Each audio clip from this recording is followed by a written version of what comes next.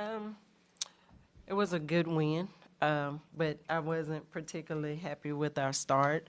We came out sluggish in the first half, and I thought it started on our defensive end. Everything we do starts with our defense, and I didn't think we were. I thought we were just letting them pass the ball around, getting where they wanted to get, and and shooting those threes. And driving to the hole as well, and all of that was in our scouting report.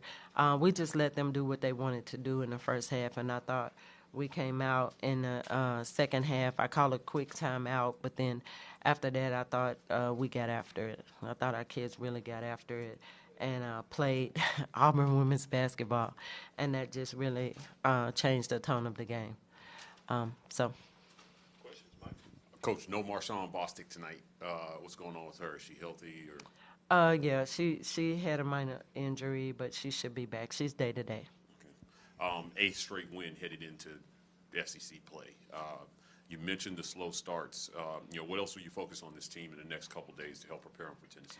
Better start, but definitely we're gonna expand on our defense. Probably we've been working on putting in some new schemes, and just our toughness level. You have to be tough to come out and set the tone, and I don't feel like we've done that. And that starts in practice. So I got to figure out how to get them to come out ready. And I'm not going to say they're not ready to play, but we didn't set the tone. And I felt like this was the second game in a row we didn't set the tone. I felt like we came out of the locker room and was a lot better, but we've got to be able to come out and set the tone and play our style. Speaking of the slow starts, last week you mentioned that you wanted to get Honesty off to faster starts.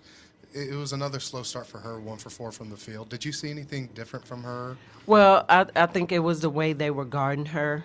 And so instead of, forcing it, I think she was passing it. They were coming off trapping her every time she came off a ball screen. They weren't guarding our 4 players, so they were guarding her with 1.5 player all the time. And then when she would get the ball, it was 2. So, which my adjustment was moving Ken to the 4 because they weren't guarding our 4.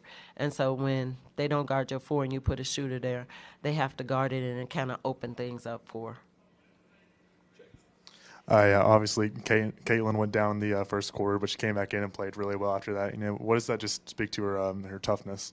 Caitlyn she's really tough. She's one of the toughest kids on this team, and she plays hard.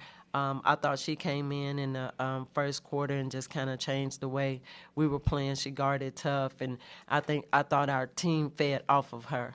The one thing about Caitlyn is she's picking her spots. She's picking her shots from her spot, which I like. She missed a couple, but she's taking good shots this year, and she's playing within herself.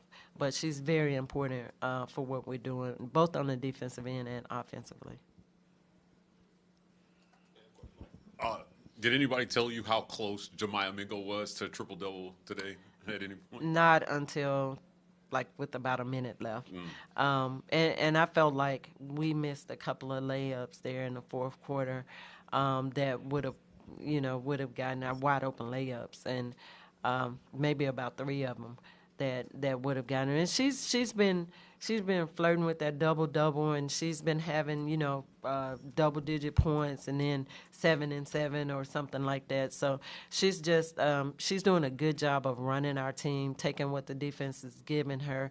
So I think that's I believe she'll get one because we're gonna work on finishing better, and she's doing a great job of delivering the ball, and she's taking good shots as well. Hey, you just talked about Jamiah, but the team as a whole had 20 assists on 30 made shots. So what did you think about the ball movement today? And we worked on that. We knew they were going to sag off. We knew they were going to switch. and so we worked on reading the switches, and sometimes that's not the point guard, sometimes that's the two guard, or it may be the four. So we worked on that throughout the week, and I thought our kids did a good job of getting the ball to the right spots at the right time. Coach, 11 of 12 from the free throw line, but also Auburn has been turning the ball over at a historically low rate over the last few games. We asked the girls about the low turnovers. They emphasized like low post passing. How are you getting this team to take care of the ball so much? We talk about valuing the ball all the time, and then when they turn it over in practice, they run. We practice with consequences, so yeah, practice with consequences. So they, they're learning to value the basketball. I tell them all the time, I'd rather have shots than turnovers. Any other questions? War Eagle, thank you.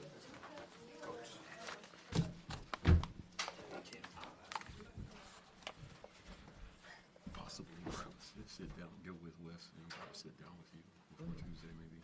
Okay. So I don't know if you saw the one we did with Bruce Pearl, but it was we did a sit down with Bruce Pearl like right in here. Okay. 10 minutes, face to face.